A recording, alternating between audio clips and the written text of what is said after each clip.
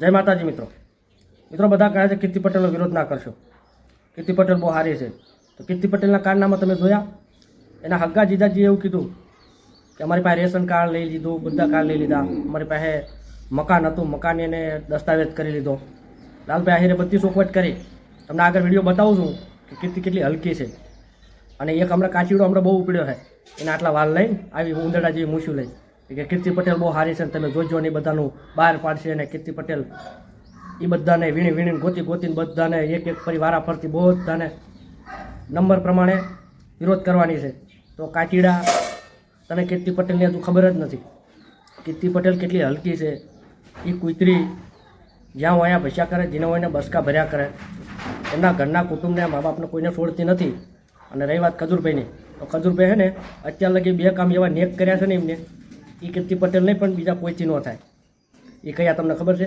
એક તો ગરીબને મકાન બનાવે છે, અને બીજું કે આ દુનિયામાં, આ ગુજરાતમાં, આ ભારતમાં, આ ઇન્ડિયામાં એમને એક એવું હાસ્યરસ પીરસ્યું છે.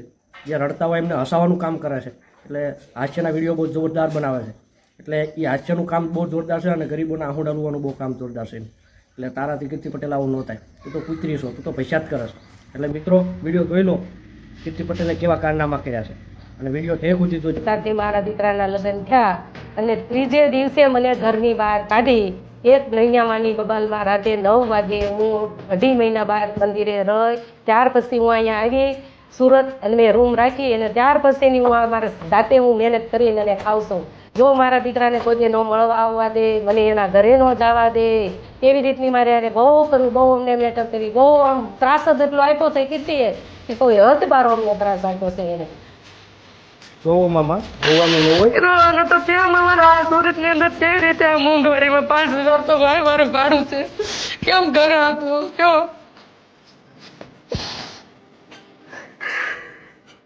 અમે નથી, તમારા ભેગા જ છે ને. બધી વાત સાચી છે, પણ આ લોકોને તો હજી સમજાતું નથી કે આવા નાના માણસને કેટલા હેરાન કરે છે. અહીંયા મારું એ કહેવાનું થાય છે. તો એ વાત ગુના વગરનું માણસ મટર કરી નાખે ને તો એ એટલા હેરાન નથી કરતા ને આવું ટોર્ચર નથી આપતા.